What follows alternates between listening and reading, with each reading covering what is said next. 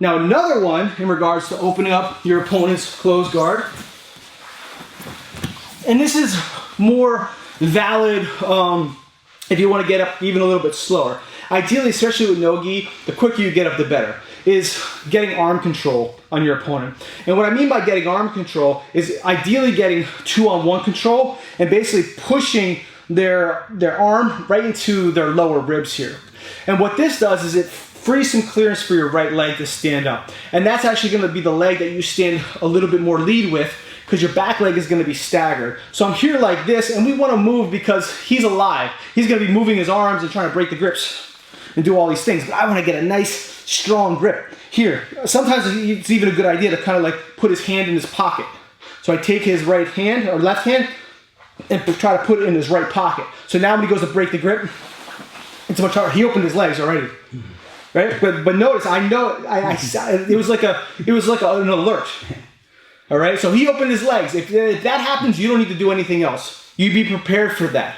All right, so I would have, if we were rolling, I would have probably already elbowed down and took advantage of that. So let's say he keeps his legs closed. And he felt like he needed to open his legs to actually break the grip.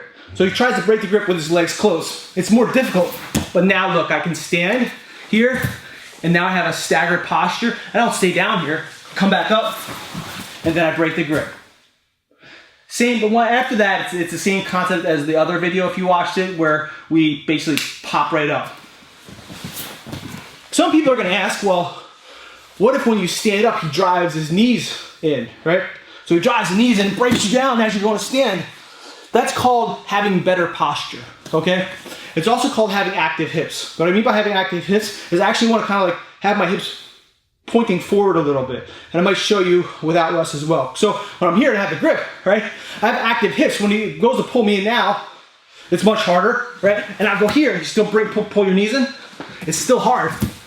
With my active hips and my active posture, I'm looking up at you. I'm not looking at him. I'm looking at you. I don't keep my arms way down here. Even here, if he goes to armbar me, here, he can't. Let's say he broke the grip and went to armbar. I'm ready for it, okay? So we want to be active. Active, can you come off for a second?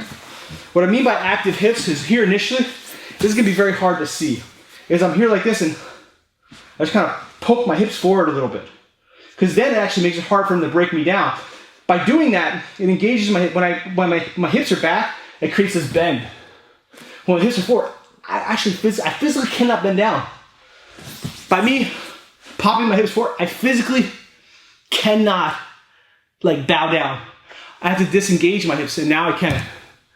Once again, it's such a small little detail. And these are the hardest details to remember. I'm going to be 100% honest. I know these concepts, and I do practice them when I'm rolling, but there's so many times where I forget them because they are so small and so minute that in the grand scheme of rolling and doing all these different things, trying to remember these tiny little concepts are not the easiest things in the world. So we're here. I'm like this. Boom, I got his hand. We might be grip fighting initially. So he's grabbing. Boom, and yeah, now I found it. It's not as easy as being like, okay, let me have your hand. That's not how life works. You're gonna have to grip fight, okay? I'm not gonna talk about all that in this video, because this video is probably gonna be an hour long itself. So I'm here, I put his hand towards his pocket. Then at this point, he's trying to, I have active hips, he's trying to break me down, do all these things. I step, stagger. Here, bounce, and now we're playing here. I might, pass however I want to pass.